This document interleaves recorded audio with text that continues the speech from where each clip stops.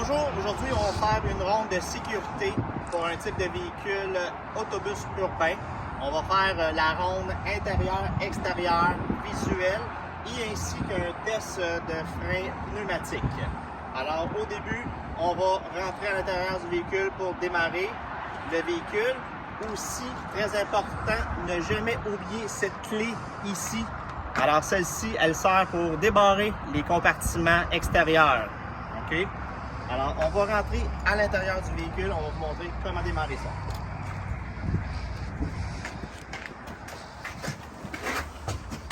Très important de mettre le sélecteur en mode lumière ici. Par la suite, on appuie sur le bouton de démarrage et on active les feux d'urgence qui sont ici. On va aller à l'extérieur pour faire la ronde visuelle. Le miroir est bien fixé et présent. Les feux de gabarit en haut fonctionnent. Les clignotants fonctionnent. Les phares fonctionnent. Les roues sont parallèles. Le véhicule est bien balancé. Le miroir est présent et bien fixé. Les feux de gabarit fonctionnent. Les clignotants fonctionnent. La carrosserie est en bon état. On va aller du côté de la roue ici. Le ballon est bien gonflé. J'ai pas de perte d'air auditive. J'ai aucun objet qui obstrue, qui touche à la partie de la roue. La barre de roulement est belle. Le flanc est beau. La valve est présente en bon état. La roue n'est pas craquée, fissurée ou soudée. Les boulons sont bien fixés et tous présents. Le moyeu ne coule pas. Encore une fois, la carrosserie est en bon état. On va aller vers l'arrière. Les roues arrière double. Le ballon est bien gonflé. Il n'y a pas de perte d'air auditive. Il n'y a pas de pièces qui touchent à la partie de la roue. La bande de roulement, les bandes de roulement, attention, c'est double. Donc, les bandes de roulement sont belles. Le flanc est beau. Les valves sont tous présentes, pas endommagées. La roue n'est pas fissurée, craquée ou soudée. Les boulons sont tous présents, bien fixés. Le moyeu ne coule pas.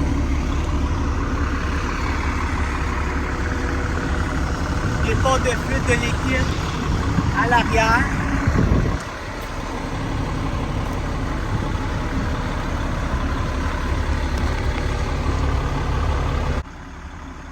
Les feux de gabarit fonctionnent.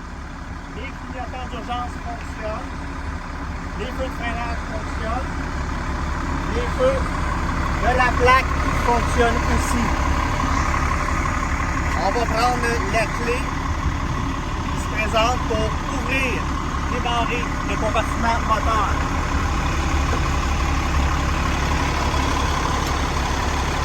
On doit vérifier le niveau de l'huile hydraulique. Donc son niveau est bon. C'est conforme. On referme le compartiment moteur.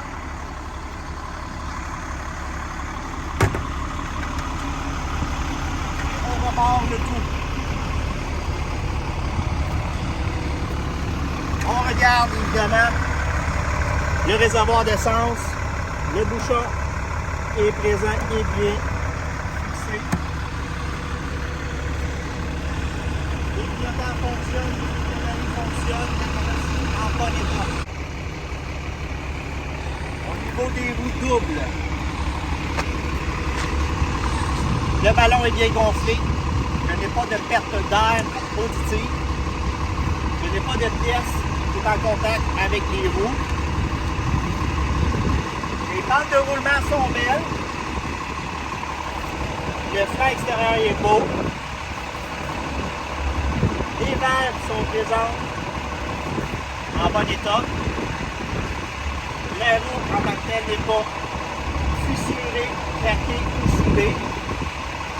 Les boulons sont présents, bien fixés.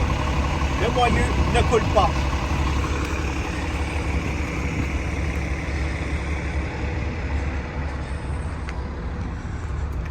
Maintenant, la roue avant. Le ballon est bien gonflé. Je n'ai pas de perte d'air auditive. Je n'ai aucune pièce qui touche au pneu. La bande de roulement, elle est belle. Le flanc est beau. La valve est présente et en bon état. La roue n'est pas craquée, fissurée ou soudée. Les boulons sont bien fixés et tous présents. Le moyeu ne coule pas.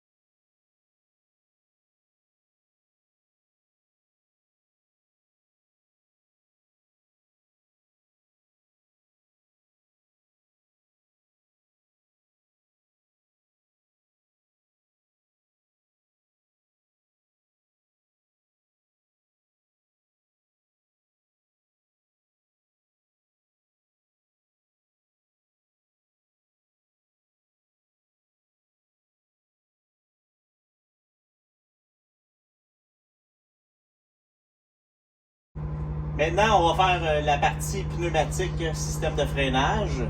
Alors, tout en ayant le moteur en marche, on va faire la première partie qui est le bruiteur.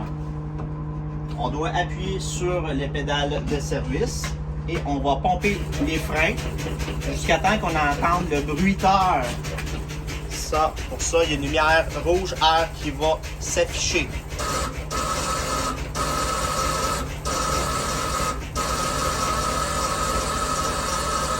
Alors, c'est conforme. On ne doit pas descendre en bas des 55 livres. Maintenant, on va vérifier le rendement du compresseur tout en gardant le pied appuyé sur la pédale de frein de service. On doit enlever le frein de stationnement et évidemment vérifier que l'aiguille monte et doit maintenir plus de 90 livres. Entre-temps, on va faire les accessoires de l'habitacle. Alors, si on regarde les miroirs des deux côtés, ils ne sont pas fissurés, craqués ou ternis des deux côtés. Les vitres ne sont pas craquées non plus, sont en bon état. Le pare-brise avant n'est pas craqué non plus ou fissuré. Les vitres de côté ainsi que la porte, même chose. On va vérifier la soufflerie. Elle fonctionne. On va vérifier les essuie-glaces ainsi que les liquides lave-glace. C'est conforme, ça fonctionne. Maintenant, la partie du volant, au niveau de la colonne, elle est bien fixée. Le volant il est bien fixe. La servo-direction tourne. Le klaxon fonctionne aussi. Par la suite, le banc il est bien fixé. On vérifie la ceinture de sécurité. C'est conforme. Par la suite, on vérifie évidemment le manomètre toujours pour l'arrêt du compresseur. Alors lui, il doit maintenir une moyenne de 117 et 137 livres. Et pour ça, on va attendre évidemment la purge qui doit être faite. Donc, on vient d'entendre la purge. Par la suite, on va vérifier l'étanchéité du système. Pour cela, il faut fermer le véhicule tout en gardant le pied appuyé sur la pédale de frein. Alors, on va vérifier pendant 20 secondes si on a une perte. Alors, si on dépasse 6 livres en 1 minute, c'est une défectuosité majeure.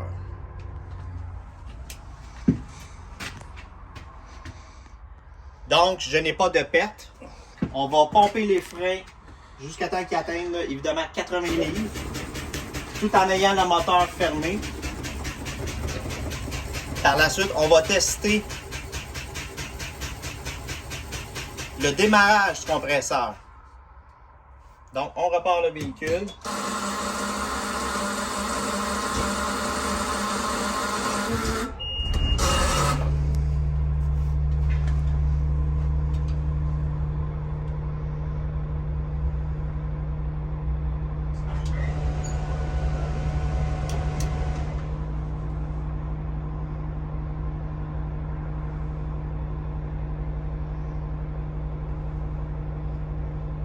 Donc, le compresseur est reparti. Alors maintenant, on va évidemment tester le frein de stationnement. Pour ça, on va remettre le maxi. On va mettre ça sur la position drive et on va donner un petit coup de pédale. Alors, on peut voir que le frein de stationnement retient bien le véhicule.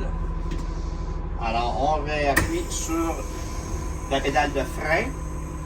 On va voir par la suite si les roues sont bien dégagées.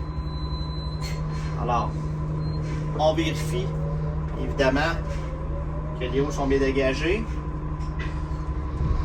Et la servo-direction aussi en même temps fonctionne. Donc, monsieur l'évaluateur, pouvez-vous aller à l'extérieur vérifier mes clignotants, mes phares et mes feux de stationnement.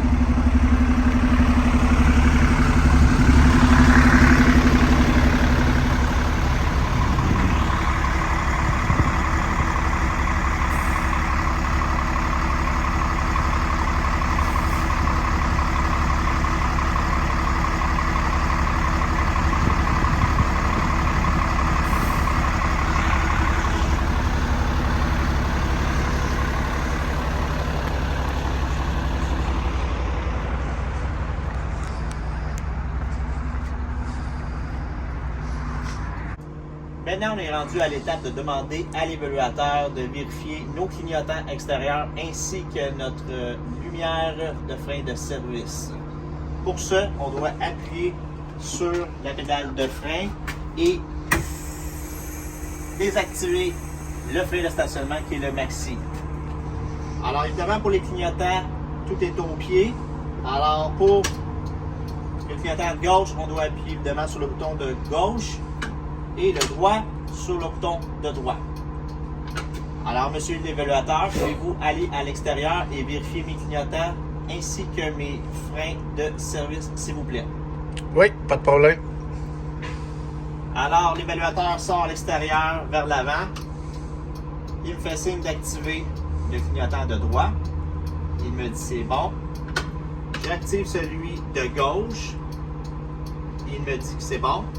Donc, il passe sur le côté tout en vérifiant mes clignotants. Alors, l'évaluateur est rendu vers l'arrière. Donc, mon clignotant de gauche est toujours activé. Il me fait signe que ça fonctionne. Je vais tester mon frein de service. Donc, j'appuie sur le frein de service.